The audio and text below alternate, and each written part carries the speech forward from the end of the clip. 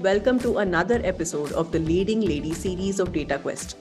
Morgan Harper Nichols once said, "Tell the story of the mountains you climbed. Your words could become a page in someone else's survival guide." This is exactly why we believe that the stories of leading women in the IT industry especially must be told to inspire other young women who are considering a career in the technology field. And when talking about inspiration, Ms. Lata Singh's journey in the IT industry has been nothing less than extraordinary. Lata Singh, the Regional Technology Sales Director NEB at IBM, is an IT professional with over 25 years of industry experience.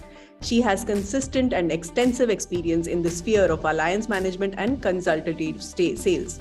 She has, in her various roles over a period of time, developed skill sets which are a key to collaboration. Lata is known for her integrity, her drive to excel, her enthusiasm and commitment towards achievement of corporate goals with a human approach.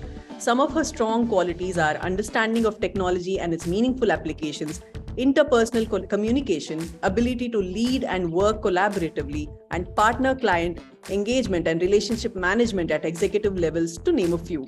Hello, Lata ma'am. Welcome to the Leading Lady series of Data Quest. It's a pleasure to have you here with us today. Thank you so much, Supriya. It's a pleasure to talk to you and to be on the show. Thank you. The pleasure is ours, ma'am. So, ma'am, like I was saying, you've been in the industry for over 25 years. So you've been there right from the beginning of this IT boom, if I may say. So how has the perception of, perception towards women changed over the years in the IT industry? That's an interesting one, because if you really go back to history, women were always there in technology, and you were seen in the early 1970s and 60s. But over a period of time, I would say men realized what a booming and how critical is technology going to be. So most of the front-end jobs actually landed up with men. In the past few years, what we have seen in the last decade or so is more women in technology. And that's stemming from the focus that we've had on STEM, right? So I would say, are there more women in technology now? Yes. Is it more acceptable for women to follow STEM careers? Absolutely. But can there be more done? Yes, we're not there yet. There are critical areas as we really look at it that need to be still looked at. One is, at what level are women, right, in the technology space? Two is, as technology gets adopted, it's not just in the technology IT industry, but it's also in the non-IT industry, which is adopting technology, that women are making their foray. In fact, recently, I think sometime 6 months back, I was doing with the industrial sector. The fact that technology is being adopted, more women are joining the forces in the other industries as well due to technology. So the perception has improved. But do we want to stop there? Definitely not. It can be much more in terms of where are we? And then we'll have to break it down, as any discussion goes in, is what space in technology are women in, right? Where do we need to improve? And I think that's the piece that we need to really talk about, rather than saying overall, where are we? That was a very interesting take, Lata ma'am. Thank you so much for that. I mean, recently you and I were discussing about, technology, and I was taking, tips from you about how I should, come across when it comes to technology. I mean, you've largely spoken about how women are viewed in the technology industry. Is there anything else that you would like to add when it comes to diversity in the technology industry? Absolutely. Look, women voices matter, right? And all voices in the minority matter. It's not just women. So whether it is LGBTQ or the other numerous other voices, when they are lifted out, we know where they are. So that's important. But the key factor, if you really look at a few data points, right, and I'll say from NASSCOM for India, it mentions that we have 1.5 million women in the tech industry in India. And that's the largest employer base of women in the organized private sector. However, when we really look at breaking it down, and that's an important part, right? We're saying we're the largest, IT industry is the largest employer of women in an organized sector. But when you really look at the Skillsoft report of 2022, and you look at the percentages that are there, only 7% of the 1,004 women tech professionals who were interviewed or surveyed were in an exec position, and only 13% were at the MD level. So that's a very small component when you really look down at it, right? Look at the data. The other piece is which areas are women more in? And if we break it down into data, AI, security, you'll find the percentage is very low, right? So is there much more we can do in diversity? Absolutely. And we need to, because if we need to progress the organization, if we need to move ahead, women are very critical to any organization, and they need to bring in their might at all levels. It cannot be only the fact that we have more women joining the workforce, but how many more women are at the level that they're going to make a difference as well. You very rightly mentioned, ma'am, about only 7% of the women being in leadership levels and 13% being in levels lower than that. And you also mentioned that we need to encourage more women in the tech industry. However, women, as much as we may, not like to say it, women are viewed as the primary caregivers, right? They do have a lot of added, responsibilities at home and things like that. So what are the steps that are, steps that we need to take to ensure, more participation from women? I think this is basically what is the organization focusing on, and how do you make it comfortable for women to come out and do their job, right? The purpose of through our diversity, and inclusion journey, it is to provide a belongingness, right? And what does that mean? That means you should be able to have a diverse workforce, but therefore flexible work environment, right? An inclusive culture, both internal and external as well. In India, we know women are taken, if you look at as prime caregivers, absolutely, right? And during the COVID time, we saw that women working from home had to actually work more, right? And therefore, how do we really bring in a balance of the understanding that will there be a step back that women will do in terms of taking some of the initiatives at home? Absolutely, they will be doing that. But it's also to understand that we have to change the culture overall. And that's a society's culture where you say, how is the family also supporting the woman? Because it's taken for granted that the woman will step in to be a prime giver. But over a certain period, last 5 to 10 years, I've seen more men come forward as well. So what we need to do is change the social ethos as well. It's not just about the organization, but the ethos that go in our culture. And one of the discussions that we've been recently having is, while we bring in a culture of diversity, while we bring in a culture of flexibility, and we bring in a culture of ensuring we understand the need of women in a workforce, it is equally important to understand that the workforce is coming from a certain socioeconomic background, and therefore they have their own mindset of where women should be and how they should be working. And how do we really therefore change the culture overall of the people, right? It's not just about the organization culture, but the social ethos that happen. And we need more women in the workforce to be role models. And I think that is a very important part of it. Absolutely, ma'am. You mentioned role models, like, whoever I interview in this series, they are like a role model to me. You are a role model to me. I recently spoke to a CEO of a major HR organization. She's a role model to me. However, I'd like to know about your role model. Was there anybody who you looked up to, while you were progressing the career ladder? Yeah, and when we spoke about diversity in technology as well, right? We said women in technology. I think the number of women in sales is still very less, and I did want to touch on that. And the fact that we are looking at it from a STEM perspective, but we're still not looking at it is how many women are in sales, how many women are driving business, because ultimately you need to really look at it from all aspects of technology, right? One is, are you on the side of the technology, hands-on core? And the other is there is a very important business and sales side of it, as well as a finance side of it. So I would still put if I really looked at a role model for myself, I think Neelam Dhawan is a role model for me. And when I joined IBM early in my 1995 to 2000 career, Neelam Dhawan represented what a saleswoman should be about, or a sales leader should be about. And seeing a woman in a sales leadership role obviously gave us a vision that yes, it can be done.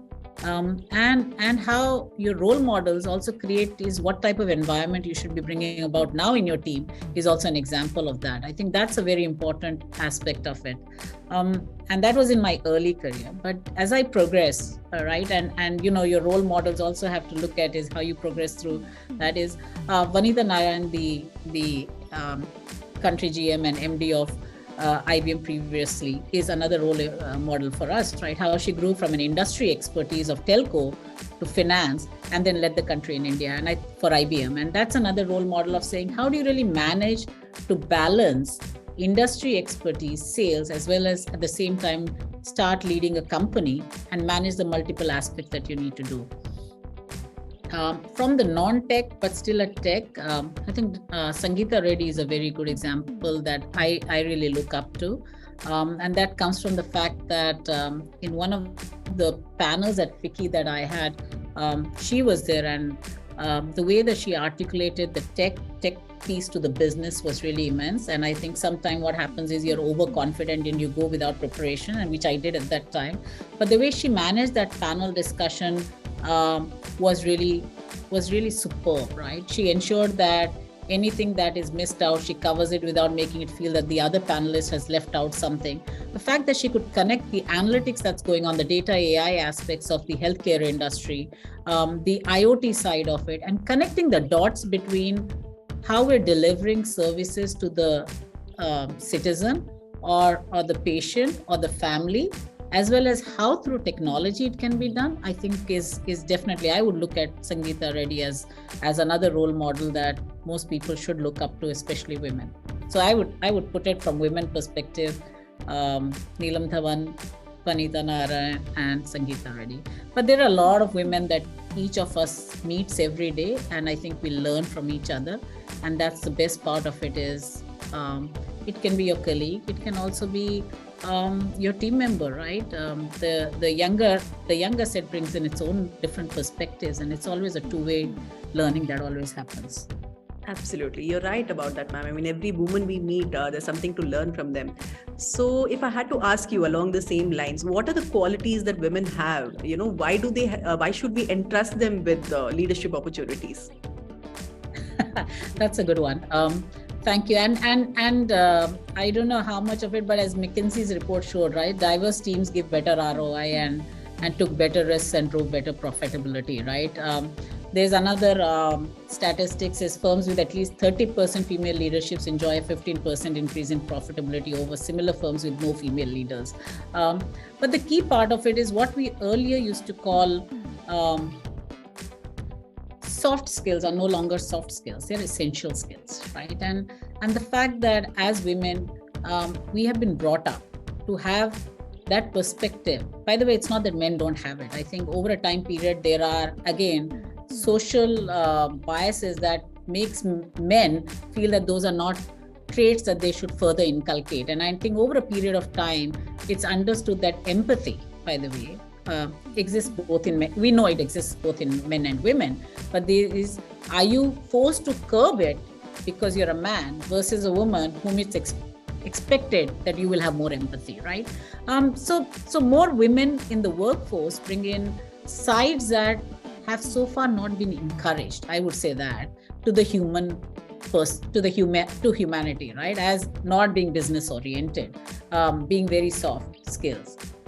But those are critical skills of being intuitive, being empathetic, and also being able to multitask, right? While we all know that is important, yes, and to understand the other point of view. So the more diverse thoughts you have, the more you're able to absorb and therefore come to a decision that actually takes into aspects everything else. And that's what it's all about, having diverse thoughts. And women bring that to the table, because whatever you say, the percentage that are sitting on the table are men or male, and they need that other version or other view of it that they have so far curbed down or suppressed because it is not seen as very male-oriented skills that they need to have. That was a really nice, take on that question, Lata ma'am. Thank you so much for that. So, ma'am, you've been in the industry for over 25 years, and you've been associated with the IBM for over 15 years. So, how has your journey been, with your organization? So it's been fabulous. If you look at the growth, right? I was talking to you, Supriya. I come from a non-tech background, and when I joined IBM in my first stint, it really takes an organization to understand that you need certain skills that are essential, and you look at what skills do you need, and therefore hire them and train them. So I think one of the key aspects of IBM, which we still talk about, is skilling, reskilling. I can say in 95, I came from a non-tech background. I was skilled, I was taken in for certain skills that I had, and I was trained on certain skills that I did not have. So I think that part of skilling to meet the need but also appreciating that the skills that the individual has is a very important part of IBM, right? And that's one part. But the second part is, as you engage with multiple people in IBM, you have a various ways of learning. And those is the diversity of workforce, but more importantly, understanding processes, understanding different business unit, and understanding a long-term vision of what's good for humanity. If you look at any of the IBM initiatives that we're driving, it's not just about technology, it's about what you're giving back. And that's something that IBM has always inculcated is, yes, there is a sales team, there is a technology team, but at the same time, there are areas that you're giving back to society, that you're giving back to the world, and that is very important. So I think over a period of time, as you stay in IBM, you understand the fact that IBM invests in you as an individual, and therefore they train you. And by the way, we have one of the best learning portals and programs. But the point is that what do you need to do beyond in your role, current role, or any role? You may not be looking at what am I giving back to society, but IBM as an organization has always been looking at what do I give back to the society? How does my technology really make a difference to human lives, that is touching human lives? And more importantly, once you have that built into you, right, you're able to look at things with a different view. So that is one aspect of IBM that one needs to really be involved in, stay in, be long-term committed to understand. The other part is the fact that from a diversity perspective, right, we have multiple initiatives that we take out. So one of the things that I was talking about, if you remember, is women in sales, right? Now that's a big challenge, keeping in mind, again, sometimes when you have women who take leave for maternity, they come back, you have challenge in how do you really take care of the child. We do, by the way, for women traveling for work, can take an attendant and the baby along with you as well. Now that very few companies have done that. And that's something that I encourage all women is don't get limited by the fact that you are taking care of a child, you're a mother, but the fact that IBM allows you, right, gives you facilities to take the attendant and the child with you so that you don't feel that you've left your kid home, but you're able to also devote time to the organization is a very, very important from a sales perspective or any senior executive who's traveling, because you can work from home till a certain time, but as you grow in your career, you have to be out there, right? So we have two flagship programs for women. One is Disha. This is a program for high potential mid-career women, and this is to create a pipeline for senior roles. And this includes workshops, negotiation topics, management, networking to equip them with the right skills and to uncover the leader in a 5-year program. So we have 7,000, roughly around 7,000 women who are taking benefit of it. The second program is something that I would like to mention is the Tanmatra program. And this is a program that IBM collaborated with IIM Bangalore along with Catalyst in the early days, and I'm the first batch of that, which really looks at building women for the next level of step up. But the important part of that is it's like a mini MBA, but you have women from different industries. So it's not just the IT industry, but you have women from different industries who join. And I can tell you that's a fabulous program. I did it in 2016, I think 15 end sometime. And the network of women, we still remain very connected. We talk to each other, we understand from each other about the industry, but more importantly, it's about women giving back to each other and giving back to society. And therefore, we've become a big group of women who support women. We've become a big group of women who support each other, because every one of us will be going through our various journeys in our career. And it's important to bounce off certain things with different stakeholders who may be gone through a similar cycle and who will understand you as a woman, keeping in mind that you may be going through various personal ups and downs, or you may be in different phases of your kids in 10th or your 12th or college, or you may be going through your own areas of menopause or the other pieces of it. And I think these are things that we should talk about. And it only takes a group of women to talk to each other and share their learnings as well as share their experiences as well. So it's not just the business side, but it's also the side that really makes you a whole person. That's in sync. There are many more other programs, by the way, Supriya, that I think if I had to go through, I would want to say from a diversity perspective as well, right? The LGBTQ is a very important initiative that we also do, right? And we're also looking at in India employment of person with disabilities as a skilled talent pool. We're all doing all of those initiatives as well. From a LGBT plus side, we have very friendly policies and initiatives as well. So those are areas that we really focus on. That's great to know, Lata ma'am, that you have you're looking at diversity in such a wide sort of angle. So Lata ma'am, when you told me that you come from a non-tech background, I found it very hard to believe, first of all, but it gave me a ray of hope, because I'm from a non-tech background trying to make it big in the tech journalism space. So I still remember you told me that you need to read a lot, you'll get there, don't worry, and it really helps. I mean, that's something I'm doing now. So if there is a young girl who's watching this episode and she wants to make it big in the IT industry, do you have a message for her? I think the first would be believe in yourself, right? Because it's all about believing in yourself. The second is look for people with whom you can learn more, and that is important. And that's not something that you have to look for women only, by the way. I've had a very good support system of male colleagues from whom I've learned, who've been my guides and mentors. And I think it's only possible if you have both, right? Both women as well as men supporting in your journey. If you don't have the men folks supporting you, right? The right men, ensuring you're learning from both sides is very important. So I would say one is believe in yourself. Two is have a strong support system in terms of work, right? From whom you learn, right? The third I would put is the passion to really drive the change, right? Passion to learn, passion to engage, bring that passion into it, and you have to say, okay, you may not know where you're headed, but every step you will know where there is going to be a change, and people see you as well. So I would put these three things as very important. Thank you so much, ma'am. I mean, they sound really simple, but they are also the wisest things that we can all hear. I'm sure about that. Yeah. So Supriya, I sorry to interrupt. I firmly believe, right? And you'll also believe that is what you were 10 years back is not what you are, right? Exactly. And that means that, and you may not even know, right, how far you've come. So I think sometimes it's important to recognize that you have really made it till here. And the second is obviously there is much more to go.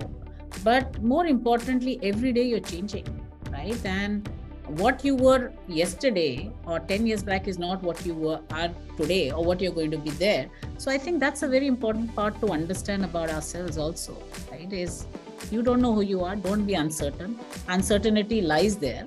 So just be your own self. Fully being in the present is very important. Absolutely. I mean, that's wonderful that you said that. Thank you so much, ma'am. It was truly amazing talking to you. And, I look up to you so much, and I'm sure even our audience will look up to you after this interview. I know how busy you are. Thank you for taking time out to talk to us. Thank you so much, ma'am. Thank you, Supriya, for taking time out. And as I said, all you need to do is keep learning, keep evolving, keep relearning, and ensure that you have a group of women that you can lean in on. And a strong support system at home is very critical. So I would encourage all those at home and the social, cultural, economic environment to support the women to drive their career in the way that can take out the best from them. Thank you so much, ma'am. Thank you. I'm sure this interview will be like a food for thought for several leaders who are watching this. Thank you so much. Thank you so much.